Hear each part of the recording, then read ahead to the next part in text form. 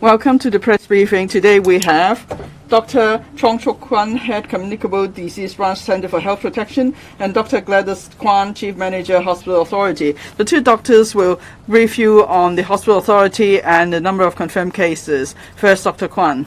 Good afternoon. We have 2,114 patients in the hospital.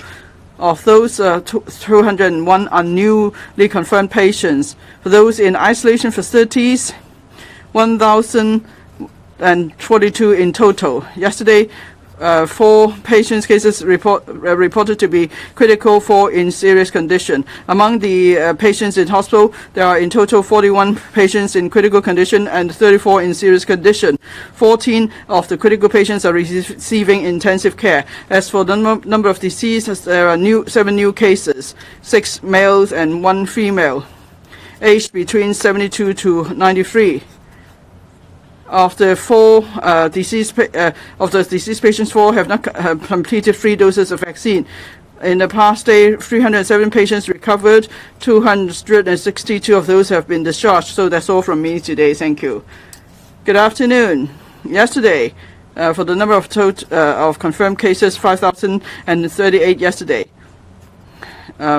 1,168 PCR positive cases, RAT positive cases, and 3,870 PCR positive cases, 150 imported cases. 4 of those 143 are PCR positive cases, 9 RAT positive cases. And among the 150 imported cases, 50 cases are found at the airport, and then 55 specimens are found at quarantine hotels and centers, and then 38 cases found at community testing centers. The 150 cases came from 33 places. 4 places imported more than 10 cases. UK 25 cases, Singapore 13 cases, USA 12 cases, 11 Singapore 11 cases, and then for the remaining 20 cases, they come from the remaining 29 places. They are responsible for importing the remaining cases. And then so far, as mentioned, there are 7 death cases yesterday. So in total, in the 5th wave, we have 9,893 death cases. There are 7 homes for the elderly and 1 home for the disabled. That reported 14 confirmed cases among residents. 41 residents need to be quarantined. For schools, this is not a school day, but then we recommended 4 schools involving 5 classes that need to suspend classes for 1 week. In one school, there are 2 classes that need to be suspended for 1 week. As for the subvariant strain L452R, the proportion is now 86.9%. And if you multiply that by the number of cases in the community, then for BA.5 is 80.2%, and then BA.4 is 6.7%. BA2.1, 3.2%, BA2.2, 9.9%. That's all from me today. Thank you. So the floor is open for to questions. Please raise your hand and we'll hand you the microphone. Please first identify the organization you represent before you speak. In the middle, at the back there, the one in white. Good afternoon. I'm from TVB. First, starting from tomorrow, you will stop hosting the press briefing. Now, do you have any, sentiments to share with us? Under what circumstances would you be calling the press briefings again? For example, if there is so many number of confirmed cases, then you may again call these press briefings. And then for the 4th wave and 3rd wave, usually there is a small number of cases, and then you stop hosting the press conference. But then today we still have a few thousand cases. So is it your policy not to ensure zero COVID? And then if you just issue press release, it's the same as having a press briefing, because then coming from you directly is not the same. As for the 0+3 measure, it will be implemented starting from next Monday. But then there are airliners there's one flight coming from Taipei to Hong Kong. It will land at 2 a.m. So for those passengers, would they be subject to 3+4 or 0+3 quarantine arrangement? And then Professor Ivan Hong said that if the number of the percentage of imported cases accounts for just 5% of the total number of cases, then there's the condition to relax the quarantine arrangement to 0+0. So what is your view on that? Thank you. Well, in the past 2 years, we would like to thank the understanding and the support of the public, and also for the cooperation with various infection control measures. I hope we will all, stay vigilant and keep, working hard on it, and hopefully very soon we'll be able to return to relatively normal activities. Now, you mentioned the case 26th of September, 6 a.m. Well, I cannot really give you the answer now. Perhaps after the briefing, I have to check with my colleagues first, because the press release says that it's starting from the 26th of September, but whether there is this time of 6 p.m. or I have to check that. I understand the government's measures are moving in the direction of minimizing inconvenience to the public while ensuring infection control. So we will be monitoring the situation closely, and where there's room for further relaxation, we'll certainly consider it. Next, the lady on the second last row. I'm from Now TV. First, about the number of imported cases. Is it 150 or 152 or 153? Can I clarify the figure? And also, in deciding whether there will be press briefing on the COVID, it depends on the number of local cases. So what is the criterion you go by in deciding whether you need to call press briefing? Now, if there are, say, major outbreak of clusters, large clusters or clusters involving hospital authority staff, would you then call a press briefing? Now, so for the time being, this is the last press briefing you're hosting. So do you have any advice for the public to remind them? And there is a relaxation of more and more measures. So how should the public look at the epidemic as a whole? And last question, in one school there are 2 classes that need to be suspended. So could you give us the name of that school and how many students are involved, and are the cases linked in any way? First, about the school, Yuen Long Government Secondary School, Old Students Association, Tang Siu Tong Secondary School, Class 3B and 5C. We don't see any link for the time being, but in each class there are 4 students infected, so that's why the 2 classes have to be suspended for a week. You asked under what circumstances the press briefing on the updates of COVID will be held. Well, of course, we all would like to see that as the epidemic stabilizes, so we are able to adjust our risk communication strategy, just as we adjust the quarantine measures for inbound travelers or social distancing measures. So we would like to issue press release in the place of press briefing, and then we'll be able to give you the number of confirmed cases each day, and also we'll be updating our website. That's all. Sorry, speaker is not using a microphone. Sorry, the speaker is not using a microphone. On imported cases, 152 cases, 59 found at the airports, 55 found in quarantine hotels and quarantine centers, 38 found in community testing centers. And I think we are, coming down from the peak, and the situation is stabilizing, and then the epidemic has been going on for some 2 years now. So the government would like the public to be able to go back to relatively normal day-to-day activities, and of course that's on the premise that the infection is under control. Now, in the past 2 years, I'm sure the public have learned a lot about infection control measures, wearing the mask, washing the hands, and so on. And these are all very useful means to prevent infection. But of course that's not exhaustive, but that these are the basic measures we can take. And we can see that in a community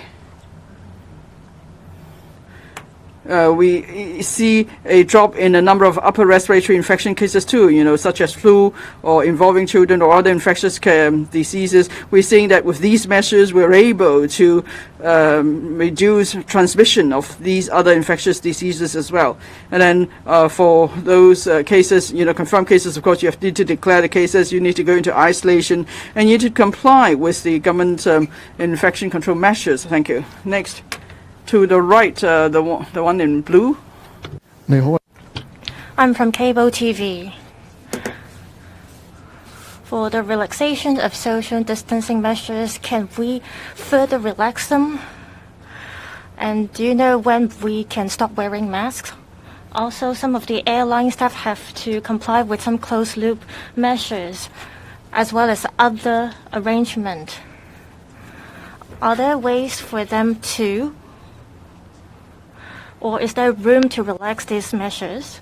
I think government or health bureau are all monitoring the implementation of different measures. If there is room, we would definitely consider relaxing them. Next, the one at the very back.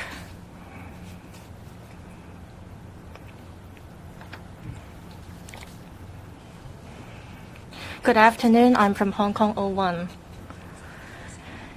Yesterday, the death number was adjusted to 153.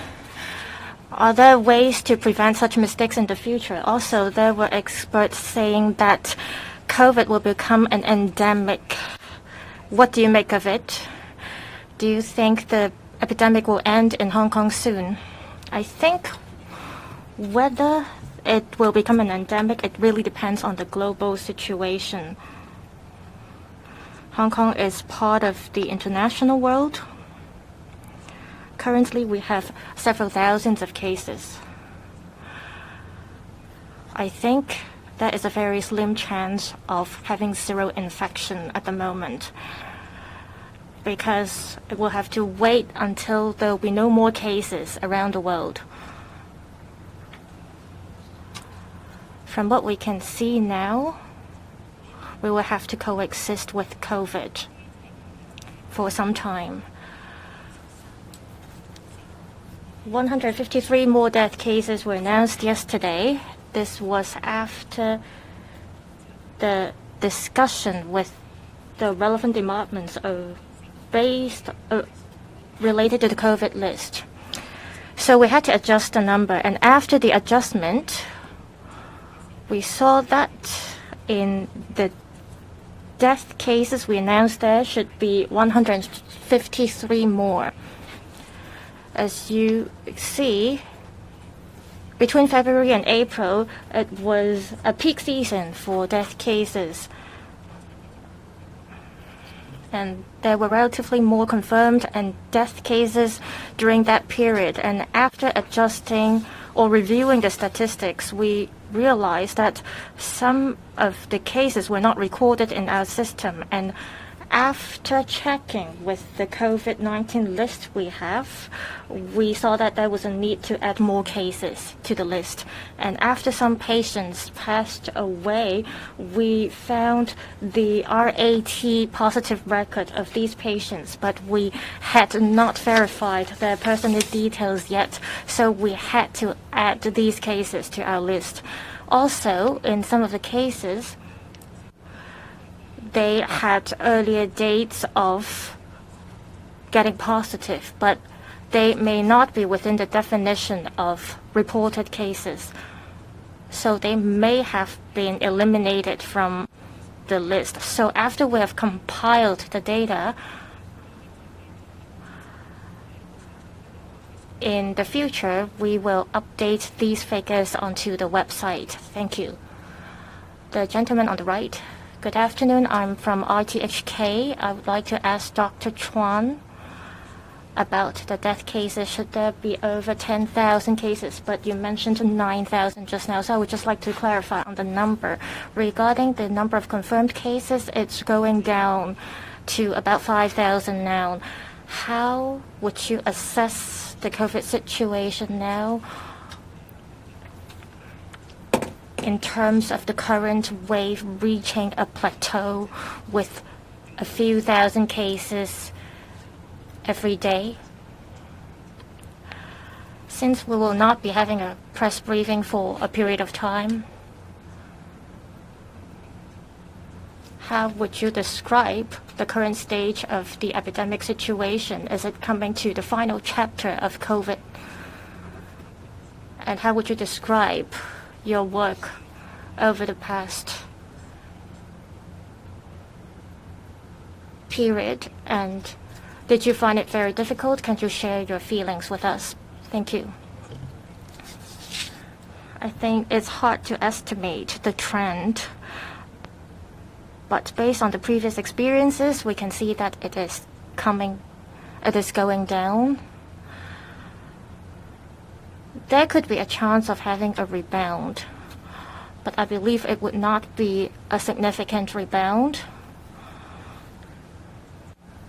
A lot of people have been vaccinated now, and a majority of them have been infected, so there is a certain level of immunity in the community.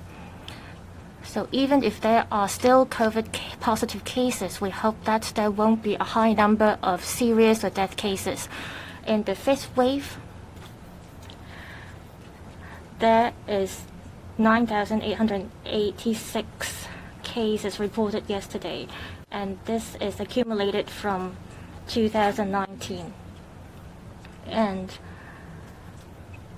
this is adding up the first wave, 213 cases, so in total more than 10,000. I think it's not appropriate for me to share my personal feelings here. Next question. South China Morning Post. First question is to ask the CHP and whether they think now that the pandemic has sort of stabilized, is there any room to relax the social distancing measures? And the second question, earlier you mentioned that it would be hard for Hong Kong to go back to zero. Do you mean that in which by saying that it'd be hard to achieve the zero COVID situation that the government wants to achieve? And lastly, with the suspension of the daily 4:30 press conferences, I wanted to ask, is there a threshold into when the CHP will decide to hold these press conferences again, perhaps when cases break above 10,000? And on a separate note, as these press conferences will be suspended today, is there anything that the CHP or perhaps the HA would like to say to the wider public before these press conferences are suspended? Thank you. I will answer first. I think the government and also the Bureau will be closely monitoring the situation in Hong Kong, and if there is any further,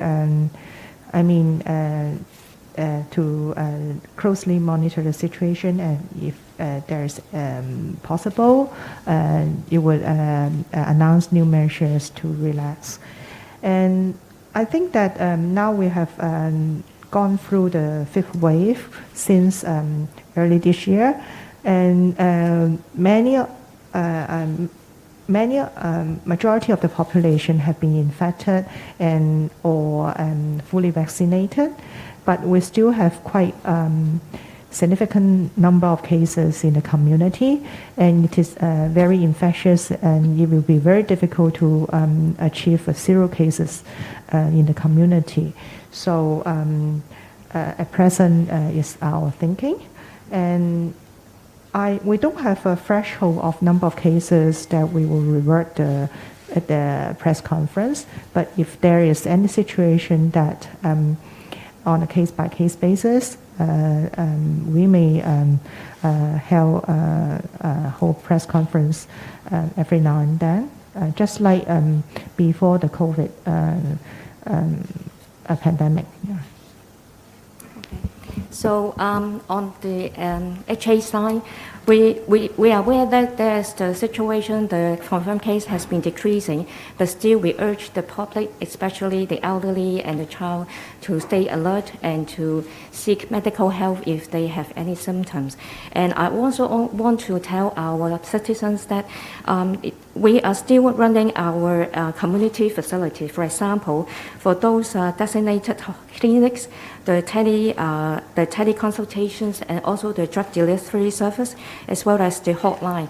These services are still maintained because we want to ensure that our public will receive the appropriate care during this difficult time, and also to ensure that if they can have the medical consultation should their condition changes, so that this will help our healthcare system to decrease the pressures. Besides, we are working towards to resume our normal hospital activities. And for example, we have announced today the general outpatient clinic has been reverted to some of the previous suspended services. And also we are working towards to resume some of the non-emergency service as well as the day service, and hope that we can at the same time take care of those patients who do not have the COVID, and that's what we want to tell our public.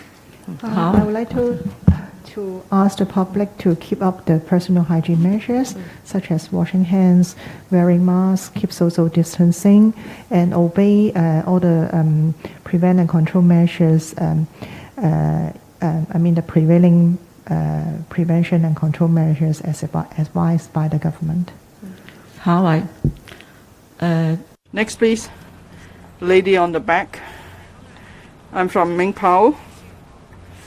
On the breakdown of imported cases at community testing station, how many are from days 4 to 7, how many after day 7?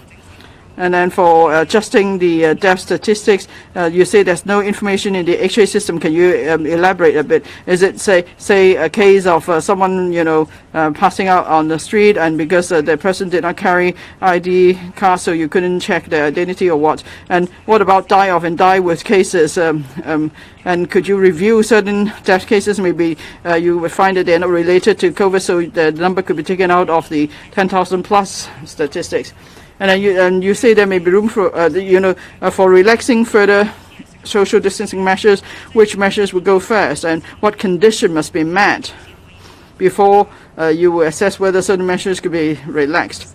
I did not say that we could relax social distancing measures. I would just say I did say that the government would be monitoring the situation closely, and where there is room, where it's possible, measures will be relaxed. On the number of imported cases, days 1 to 7 found at the community testing center 35 cases, and days 8 to 10, 16 cases. Now you mentioned that maybe a patient came to the emergency department, the person's passed away, or maybe the person had PCR or RAT test. Then we may not have the full information at the time. And then on death cases, whether it's die with or die off, well, we're still actually reviewing some of the cases.